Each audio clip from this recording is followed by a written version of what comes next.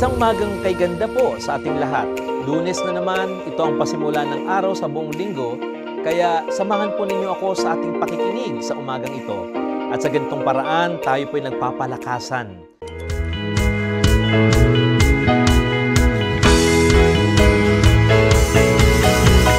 Umagang kay ganda si Jesus ang kasama.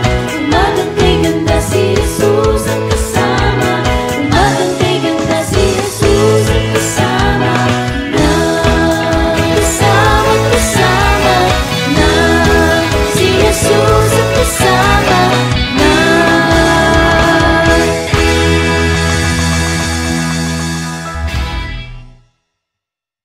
Pero bagong lahat, pakinggan po natin ang awit na ito.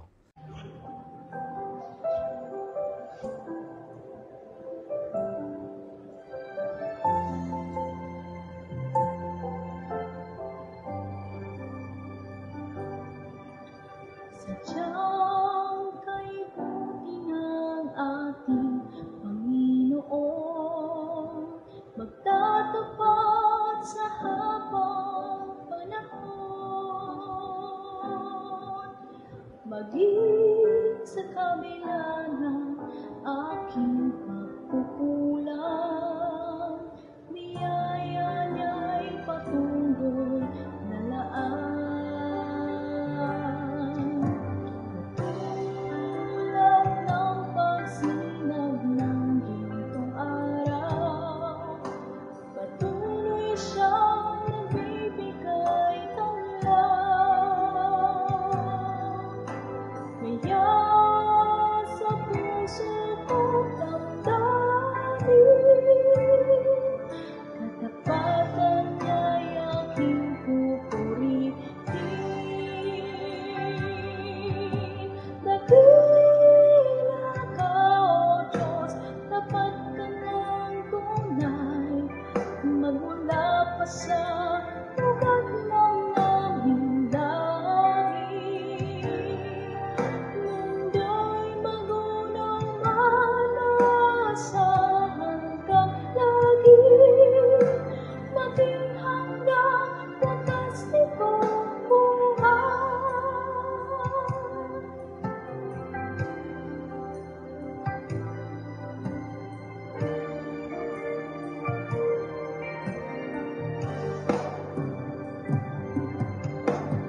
Kaya, O Diyos, ika'y aking pupurihin, sa buong mundo'y aking awitin. Dakilang iyong katapatan,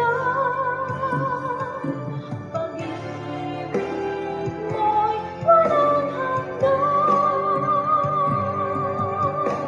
Dakila ka, O Diyos, tapat ka ng tunay, magmula pa sa ugat ng aming lahi. Mundo'y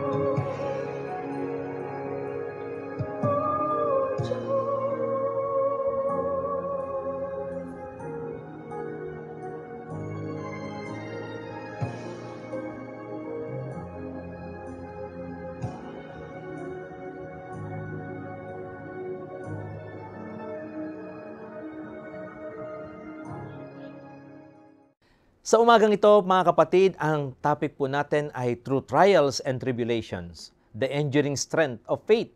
At ang ating mga biblical text sa umagang ito ay matatagpuan sa Romans chapter 5, verse 3 to 5. At ganito ang sinasabi, bukod dito, nagagalak tayo sa ating mga pagbabata sapagkat alam nating ito'y nagbubunga ng pagtitiyaga at ang pagtitiyaga ay nagbubunga ng katatagan at ang katatagan ay nagbubunga ng pag-asa.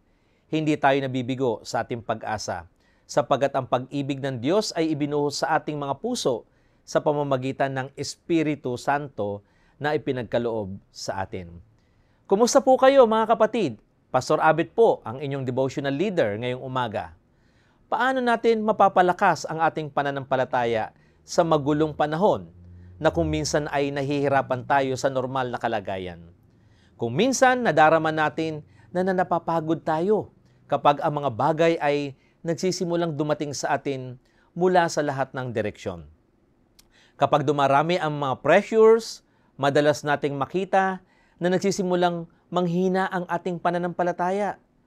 Posible bang palakasin ang ating pananampalataya sa panahon ng kaguluhan? Posible bang magkaroon ng matatag at matibay na pananampalataya? Mapapalakas natin ang ating pananampalataya mga kapatid sa panahon ng kaguluhan hanggang sa puntong meron tayong matibay na paniniwala. Magagawa natin ito sa pamamagitan ng pagtanto kung kanino nakasentro ang ating pananampalataya.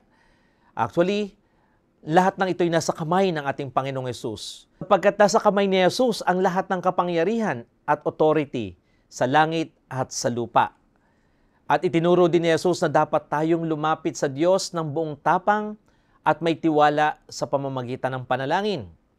At mapapalakas natin ang ating pananampalataya sa pamamagitan ng pag-unawa na hindi kailangan maging perpekto ang lahat sa ating buhay.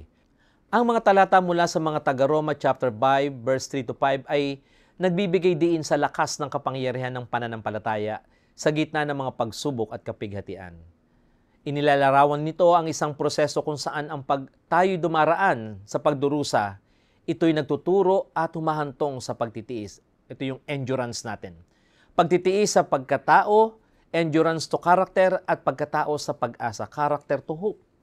Ang mga prosesong na ito ay hindi lamang isang pagkakasunod-sunod na mga pangyayari sa ating buhay, kundi ito isang pagpapalalim ng ating pananampalataya at kalakasang espiritual.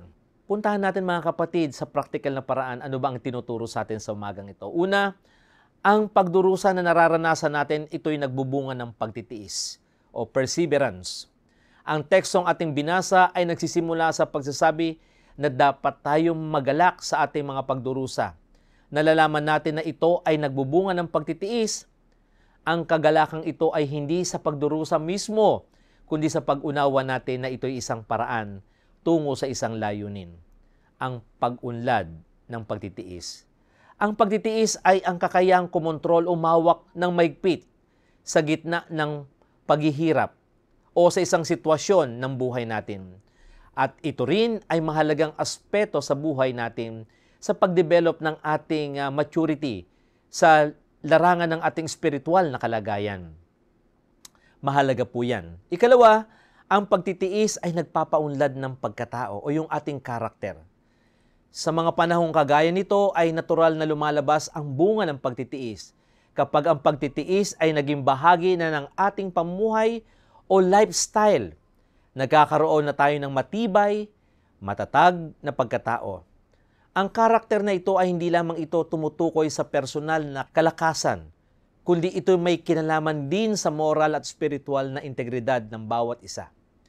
Ang lahat ng ito ay bunga ng palagiang pagharap at pag-overcome natin sa mga hamon ng buhay dahil sa matibay na pananalig natin sa Diyos na mapagtatagumpayan natin ang lahat. Ikatlo, ang katangian ng pagkatao ay nagbubunga ng pag-asa. Character produces hope. Ang huling yugto ay ang pag-asa, na hindi lamang ito isang damdamin, kundi ito isang malalim na pagtitiwala sa mga pangako ng Diyos at sa Kanyang plano para sa ating buhay. Ang pag-asang ito ay hindi nabibigo at hindi mabibigo kailanman dahil ito ay nakaugat sa pag-ibig ng Diyos na ibinuhos sa ating mga puso sa pamamagitan ng kanyang banal na Espiritu. Binigyan din sa talatang ito na ang mga pagsubok at kapighatian ay hindi dapat katakutan kundi tanggapin bilang mga pagkakataon para sa ating espiritual na paglago. Bahagi ang mga ito ng banal na proseso na nagpapalakas sa ating pananampalataya, sa ating pagkatao at pag-asa. Ang pananaw na ito ay naghihikayat sa bawat isa sa ating mga mananampalataya na tingnan ang mga hamon hindi bilang mga hadlang kundi bilang mga landas na sa mas malalim na pananampalataya at paglago ng ating espiritual na buhay. At sa ating pagtatapos ngayon mga kapatid, gusto kong ipaalala ang wika ng banal na kasulatan na matatagpuan sa 1 Corinthians chapter 10 verse 13. Tandaan po natin, ang sabi po niya, wala pang pagsubok na dumating sa inyo na didinanas ng lahat ng tao. Tapat ang Diyos at hindi niya ipahintulot na kayo'y subukin ng higit sa inyong makakaya. Sa halip, pagdating ng pagsubok, bibigyan niya kayo ng lakas upang mapagtagumpayan iyon. Manalangin po tayo. Aming Diyos, salamat po sa inyong katiyakan na sa gitna ng mga unos, ng mga trials, O God, mga problema, ay patuloy mo kami binibigyan ng kalakasan harapin ang lahat ng ito. Sapagkat ang hamon ng buhay na ito na aming kinakaharap, kasama po namin kayo at sa aming pananalig sa inyo, Panginoon, na ang inyong pangako sa amin na hindi mo kami iiwan, hindi mo kami pababayaan. Kaya Panginoon, itinataas ko po sa inyo ang inyong mga anak, sila na dumadaan sa ganitong hamon ng buhay, patuloy nawa nilang maranasan ang iyong presensya at panghawakan din nila ang iyong mga salita na nagsasabi sa kanilang, hindi mo sila iiwanan, hindi mo sila pababayaan. Dakilang Diyos, salamat po sa iyong paalala sa amin na ang pananampalataya namin ang magbibigay sa amin ng lakas at magtuturo sa amin upang maging isang lumalagong mananampalataya sa iyong umasan. Purihin ka, Panginoon, sa pangalan ni Jesus. Amen. Muli mga kapatid, ang inyong lingkod kay Kristo, Pastor Abed po, nagpapaalala sa bawat isa sa atin na ang pananampalataya ay isang matibay na katiyakan at pagtitiwala sa Diyos sa lahat ng panahon. Ang buhay na may pananampalataya ay nagpapakita at ipinapakita natin sa pamamagitan ng paglilingkod, pagsunod sa kalooban at sa salita ng Diyos. Ikaw kapatid, paano mo ipinapamalas ang iyong pananampalataya sa gitna ng pagsubok sa buhay? Kasama